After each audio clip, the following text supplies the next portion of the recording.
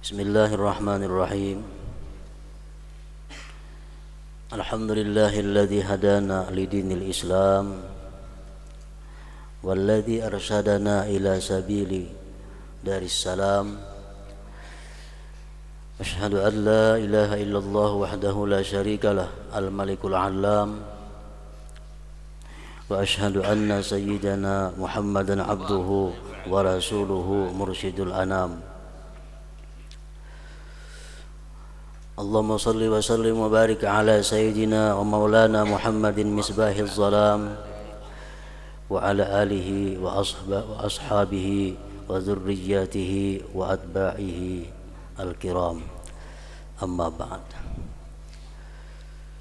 Yang kita hormati dan kita cintai para habaib, para alim ulama, guru-guru agama, muhibbin, hadirin hadirat rahimakumullah. Puji syukur selalu kita haturkan kehadirat Allah Subhanahu wa ta'ala atas limpahan karunia, limpahan hidayah, inayah yang selalu kita terima. Dan juga salawat dan salam kepada junjungan kita Nabi besar Muhammad sallallahu alaihi wasallam dan kepada seluruh keluarga, para sahabat, zuriat dan para pengikut beliau ila yaumil qiyamah. Para muhibbin rahimakumullah, selanjutnya kita masuk kepada surat yang ke-36 daripada surah Al-Quran. As-sadisu was-salasun min suwaril Quran, suratu Yasin, Makiyatun wa ayatuha salatun wa samanun. Yang ke-36 dari surah-surah yang ada dalam Al-Quran, yaitu surat yang bernama Yasin. Surat Yasin ini diturunkan di Mekah, Makiyah, dan ayat-ayatnya berjumlah 83 ayat. Salasun wa samanun, 83 ayat. Surat Yasin adalah surat yang sangat terkenal di antara surah-surah Al-Quran. Dan memang banyak fadilat, keutamaan surat Yasin ini, baik yang disampaikan oleh Rasulullah sallallahu alaihi wasallam maupun oleh para sahabat dan para ulama. Salah satu di antara keutamaan surat Yasin, Rasulullah sallallahu alaihi wasallam bersabda, "Man dawama ala qiraati Yasin kulla lailah, thumma mata syahida." Rawahu Tabarani. Barang siapa yang mengekali atas membaca surat Yasin tiap-tiap malam, kemudian dia mati, maka dia mati sebagai syahid. Maka dia mati sebagai salah satu di antara syuhada. Ini untuk orang-orang yang selalu setiap malam membaca surat Yasin, kemudian dia mati syahid.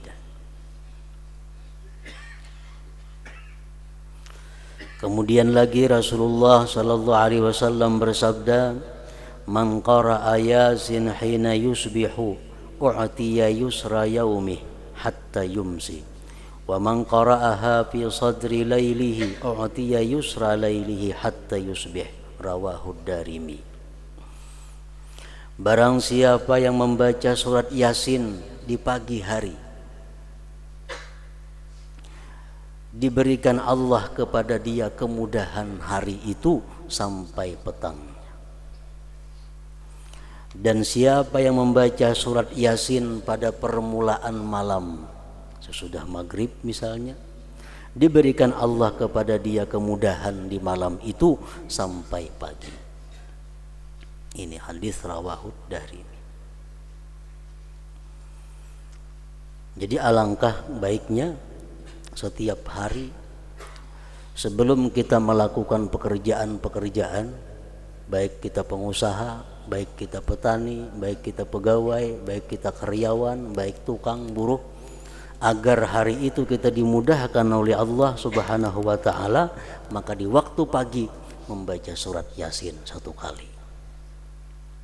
Nah, bagi malamnya seperti demikian pula.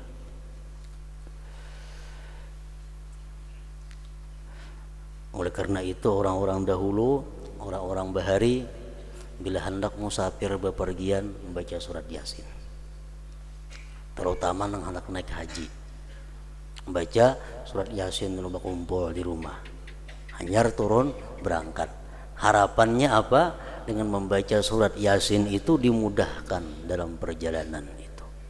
Nah, padahal bukan hanya naik haji, musafir kemanapun alangkah baiknya membaca surat Yasin itu terlebih dahulu. Rasulullah sallallahu alaihi wasallam bersabda lagi, ma min mayyitin yuqra'u indahu Yasin illa hawanallah alaihi, rawahu Dailami.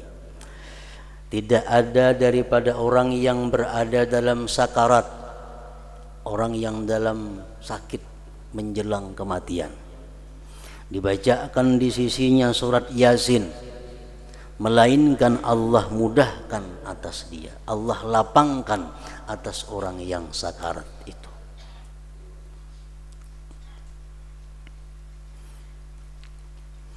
Jadi surat Yasin artinya bukan hanya berguna untuk kita, tetapi surat Yasin juga berguna untuk memudahkan orang menghadapi sakaratul maut. Rasulullah sallallahu alaihi wasallam bersabda lagi, wa ayyuma muslimin quri'a indahu idza nazala bihi malakul mauti suratu Yasin nazala bi kulli harfin minha 'ashratu amlak yakumuna baina yadayhi sufufa yusalluna alaihi wa yastaghfiruna lah wa yashhaduna ghuslahu wa yattabi'una janazatah wa yusalluna alaihi wa yashhaduna dafnah. Siapa juga orang Islam yang dibacakan di sampingnya surat Yasin ketika dia dalam sakaratul maut, orang dalam keadaan sadar lagi, sakit sudah parah, dibacakan surat Yasin, turun dengan tiap-tiap satu huruf dari surah Yasin itu 10 malaikat. Yang berdiri malaikat itu di hadapan dia bersab, yasalluna alaih, memintakan rahmat kepada Allah terhadap ini orang yang dalam sakaratul maut. Satu huruf surat Yasin 10 orang. Menurut orang yang menghitung, huruf surat Yasin itu berjumlah 3.729 huruf. Kali 10 berarti kalau orang sakaratul maut itu dibacakan Yasin, di sekitar orang sakarat itu ada 37.000 malaikat, 37.290 malaikat memintakan rahmat kepada Allah terhadap orang yang dalam sakaratul maut ini. Wa yastaghfiruna lahu, dan mereka memintakan ampun bagi orang yang dalam sakarat itu. Wa yashhaduna ghuslahu, dan mereka ikut menyaksikan waktu dia dimandikan. Wa yattabi'una janazatahu, mereka ikut mengantar jenazahnya. Wa yusalluna alaih, ikut menyembahyangkan atasnya. Wa yashhaduna dafnah, dan ikut menyaksikan penguburannya. Orang nang sakaratul maut dibacakan Yasin, itu penting. Karena banyak kemudahan, kelapangan yang dihadapi oleh orang yang sakaratul maut bila mana dibacakan surat Yasin itu. Para muhibbin rahimakumullah, itulah sebagian daripada keutamaan bagi surat Yasin ini. Surat Yasin sebagaimana surat yang lainnya banyak mengandung petunjuk, banyak mengandung arahan Allah kepada kita.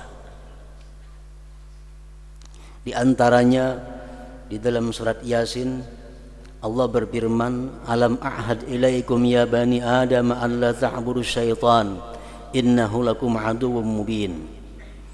Ayat 60. "Wa an i'buduni hadza siratun mustaqim wa laqad adalla minkum jibilan katsira afalam takunu ta'qilun." Ini salah satu Allah memberikan petunjuk kepada kita di dalam surat Yasin.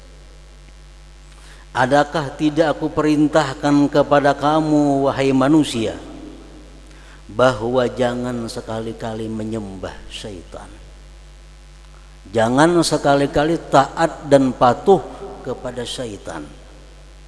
Sesungguhnya syaitan itu adalah musuh yang nyata. Dan hendaklah kalian menyembah aku, taat kepadaku, firman Allah. Inilah jalan yang lurus. Sungguh telah menyesatkan syaitan itu daripada kalian orang-orang terdahulu yang banyak. Generasi-generasi dahulu banyak yang disesatkan oleh syaitan. Afalam takunu ta'qilun, apakah kalian tidak memikirkan itu? Nah, ini salah satu di antara petunjuk Allah di dalam surat Yasin kepada kita, bahwasanya jangan sekali-kali kita menyembah syaitan, jangan sekali-kali menuruti permintaan syaitan, karena syaitan itu adalah musuh kita. Nah, para muhibbin rahimakumullah, di dalam setiap diri manusia itu ada satu syaitan.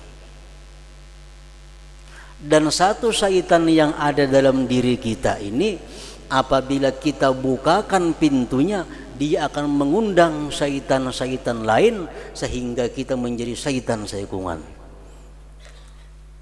Bila kita bukakan pintunya, membawaannya dengan kawan-kawannya, sehingga mata kita ada syaitannya, telinga kita ada syaitannya, mulut kita ada syaitannya, tangan kita ada syaitannya, semua tubuh kita diisi oleh syaitan. Kalau kita buka pintu syaitan. Para ulama as-salikin menjelaskan apa itu pintu-pintu syaitan, sehingga syaitan bisa masuk kepada kita lewat pintu itu. Dengan kita mengetahui pintu-pintu syaitan dalam diri kita ini, maka kita bisa waspada untuk selalu menjaga, mengunci atau menutup pintu itu, agar jangan sampai syaitan yang sudah bertunggu dalam diri kita ini bersaruan kawan-kawannya.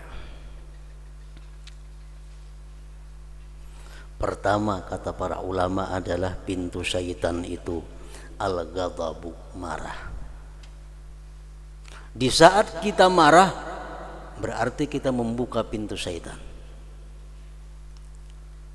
Syaitan akan masuk kepada kita lewat pintu ghadab, marah. Nah, kita lihat di orang marah, mun kita kari suah marah, mun kita suah marah, ingat akan kita suah marah macam apa? Kada tahu kuitan, kada tahu paguruan, kada tahu orang tua, kada tahu siapa juga pun, kalau kita marah, tidak ada orang yang terhormat di hadapan orang yang marah. Kenapa? Karena dirinya sudah dipenuhi oleh syaitan. Al-ghadab pertama adalah marah.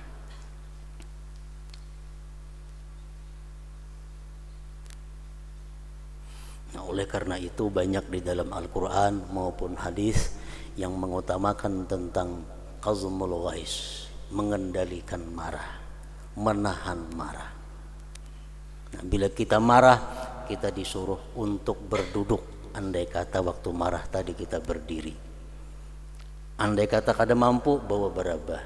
Andai kata kada mampu, bawa baudu, agar menurunkan marah. Al-ghadab. Jadi kita ingat, bila mana kita marah, kita dimasuki oleh syaitan.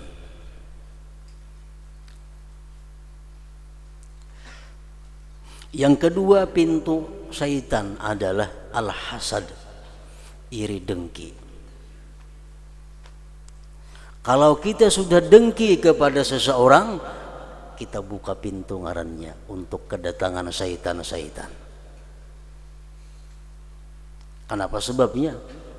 Karena orang yang dengki itu bisa menggibah terhadap orang yang didengkinya, bisa memfitnah kepada orang yang didengkinya, bahkan bisa membunuh kepada orang yang didengkinya. Kenapa? Karena dia telah membuka syaitan masuk ke dalam dirinya. Kabil dengan Habil membunuh kakak dengan adik. Kenapa? Karena dengki bahwa adiknya mendapat satu kenikmatan dari Allah Subhanahu wa ta'ala. Nah, di saat kita sakit hati apabila saudara kita mendapat nikmat, di saat kita sakit hati kalau saudara kita mendapat kelapangan dari Allah, berarti kita membuka diri untuk dimasuki syaitan.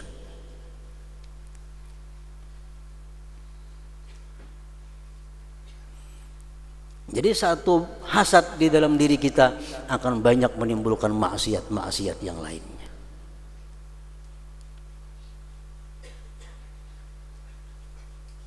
Makanya ada hadis yang mengatakan, yang artinya bahwa dengki itu adalah membakar kebaikan kita sebagaimana membakarnya api akan kayu yang kering.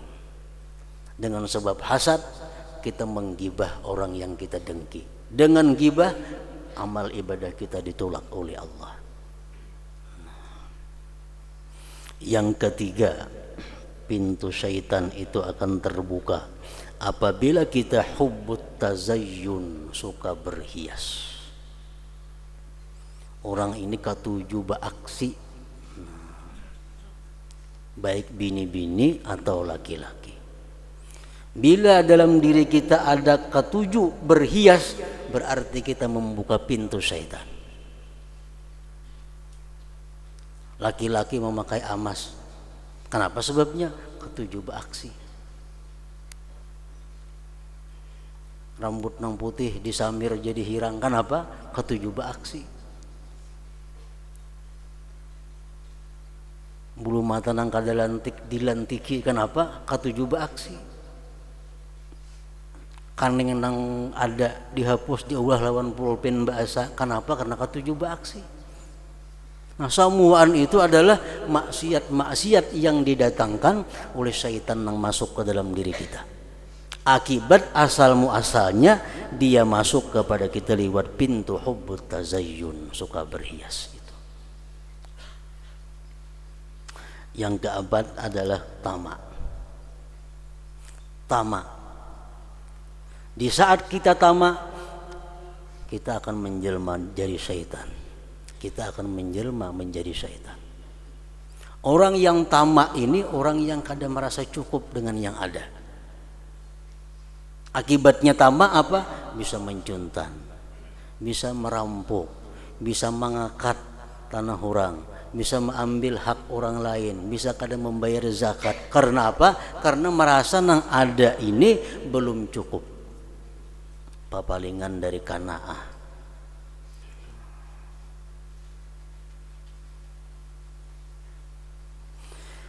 Yang kelima, pintu syaitan yang ada pada diri kita adalah al-ajalah, bersegera, beancap-ancap.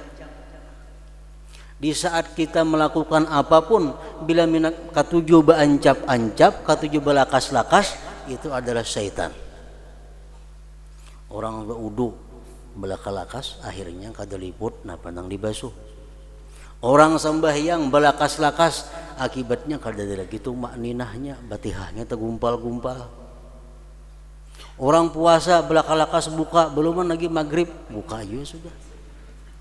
Nah, ala ajalah. Di mana kita hendak lakas, di situ ada syaitan masuk ke dalam diri kita.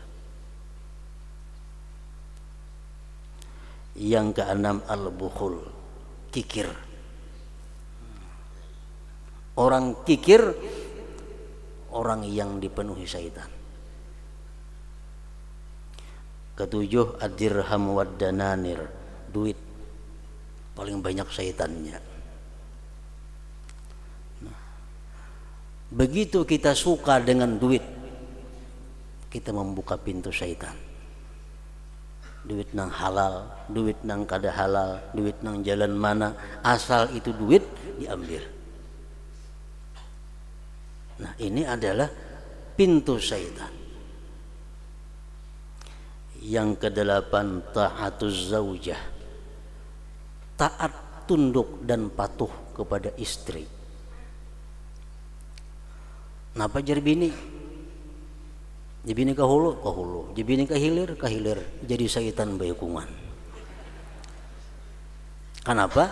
Begitu dia taat dengan istrinya, dia membuka dirinya seluas-luasnya untuk dimasuki syaitan.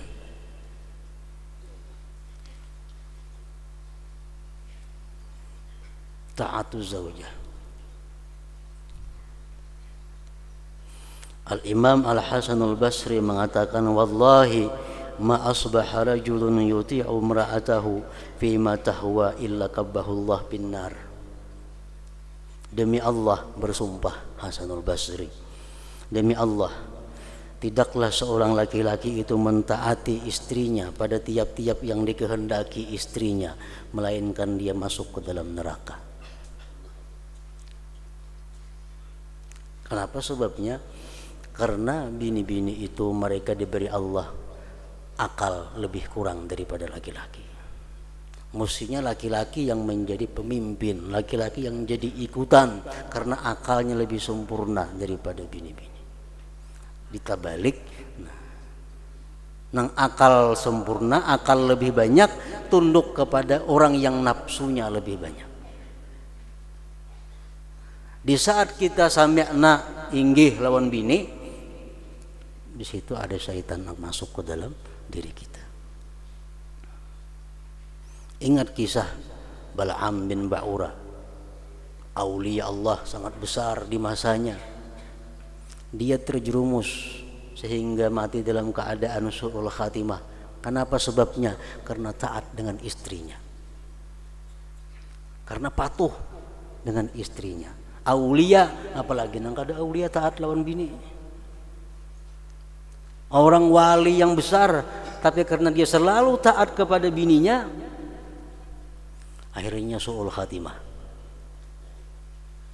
Apalagi jaba, pedagang, awam, taat dengan bini. Binian jangan tersinggung ini nah. Yang sarik binian ini supaya baik artinya. Kenapa sebabnya? Karena kata Rasulullah sudah mengatakan bahwa perempuan itu adalah mabkhalah. Perempuan ini bikin bakhil laki-laki. Kebanyakannya artinya, bukan semuaan kada. Nabi bicara yang kebanyakannya. Umumnya perempuan itu bikin kikir.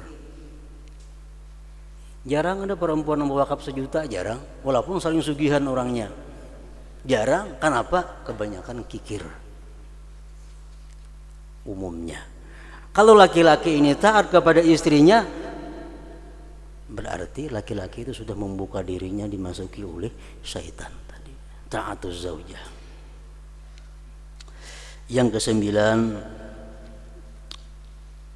ilmul hakikah.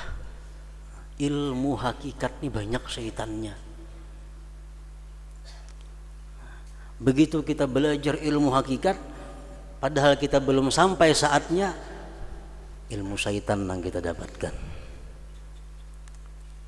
Ilmu syaitan yang kita dapatkan.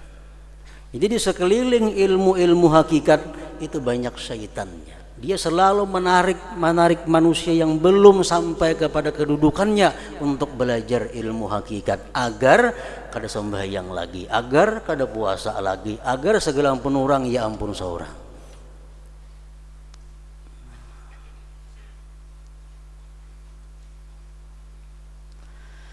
Nah, para muhibbin rahimakumullah. Jadi kalau kita hendak selamat daripada berbagai macam godaan syaitan, kita mesti menutup pintu-pintu syaitan yang ada di dalam diri kita. Bila kita buka, maka kita akan kewalahan menghadapi syaitan-syaitan itu. Firman Allah Subhanahu wa taala di dalam Al-Qur'an, wa may yakuni syaitanu lahu qarina fasa'a qarina, surat An-Nisa 38. Barang siapa adalah syaitan itu kawannya, maka itulah sejahat-jahat kawan. Kalau kita membuka pintu, berarti kita siap dikawani syaitan. Barang siapa syaitan itu kawannya, maka dia sejahat-jahat kawan. Rasulullah sallallahu alaihi wasallam pernah bertanya kepada iblis, "Man rufaqauka min ummati?" Siapa iblis kawan-kawan engkau daripada umatku? Qala asyratun. Dia iblis 10 macam tuh di kawanku di antara umat engkau hai Muhammad. Jadi mun kita akrab lawan yang 10 ini, berarti kita akrab dengan kawannya iblis. Itu kalau tuh ujar iblis nang 10 macam ini kawanku. Amun kita mengawani berarti kita akrab lawan kawannya iblis. Pertama, imamun jair, pemimpin yang zalim. Pemimpin yang zalim. Baik pemimpin tingkat yang rendah sampai setinggi-tingginya. Bila mana zalim terhadap rakyatnya, itu kawan syaitan. Yang kedua, ghaniyun mutakabbir, orang kaya yang sombong, kawannya syaitan. Yang ketiga, tajirun khain, pedagang yang culas, mengurangi takaran, mengurangi timbangan, mencampur itu, campur ini, yang asli diaduk-aduk jadi macam-macam. Tajirun khain. Yang keempat, syaribul khamar, orang yang minum arak, orang yang minum hal-hal yang memabukkan, kawannya syaitan. Sahibuz zina, orang yang suka berzina, kawannya syaitan. Aklu malil yatim, orang yang makan harta yatim, kawannya syaitan. Al-mutahawin bis shalah, yang merimihkan sembahyang. Sembahyang karena kada kayaknya. Al-qattat, orang yang anjur atar. Kesembilan, mani'uz zakat, orang yang enggan berzakat. Yang ke-10, alladzi yutilul amal, orang yang merasa masih lama hidup di dalam dunia. Nah, 10 ini ujar iblis, wahai Muhammad, adalah kawan-kawanku di antara umat engkau.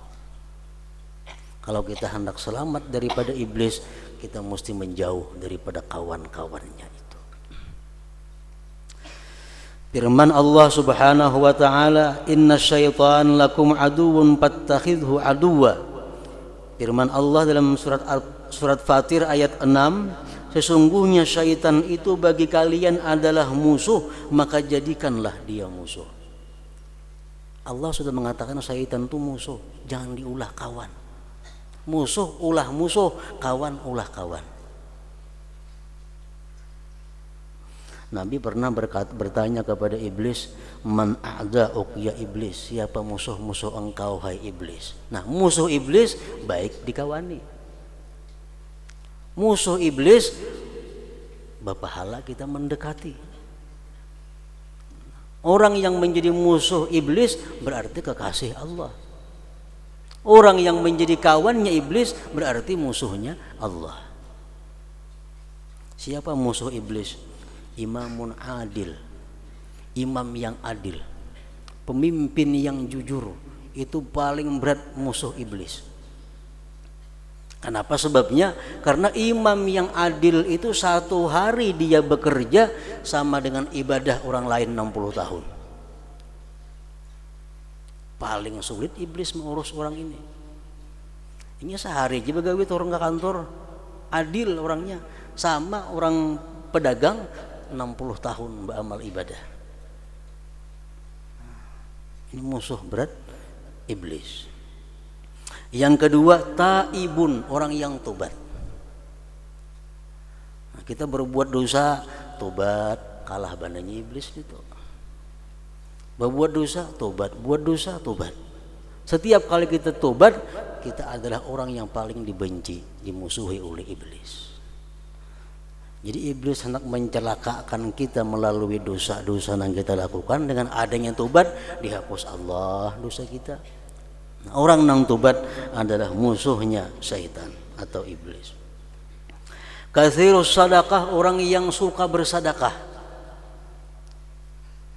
musuhnya iblis. Kenapa? Inna sadaqah tutfi'u ghadabar rabb. Sadaqah itu memadamkan marahnya Allah. Orang ini dimarahi Allah, dimurkai Allah, iblis senang.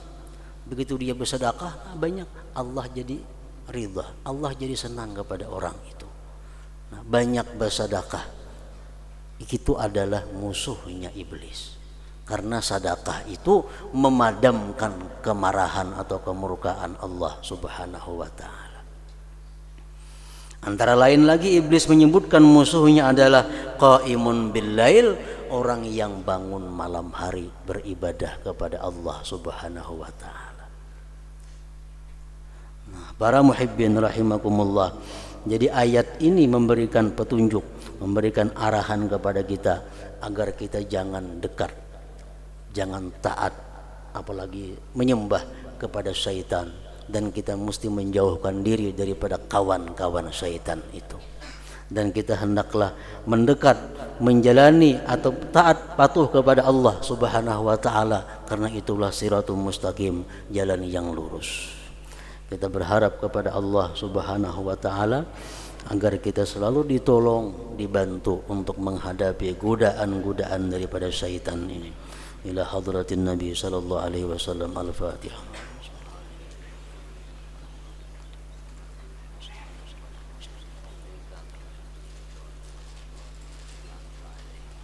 أشهد أن لا إله إلا الله وحده لا شريك له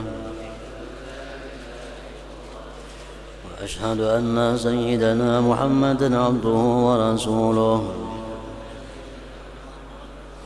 لا إله إلا الله نستغفر الله لا إله إلا الله نستغفر الله لا إله إلا الله نستغفر الله لا إله إلا الله ونتوب إلى الله لا إله إلا الله محمد رسول الله صلى الله عليه وسلم فيا أيها الراجون منه شفاعة صلوا عليه وسلموا تسليما.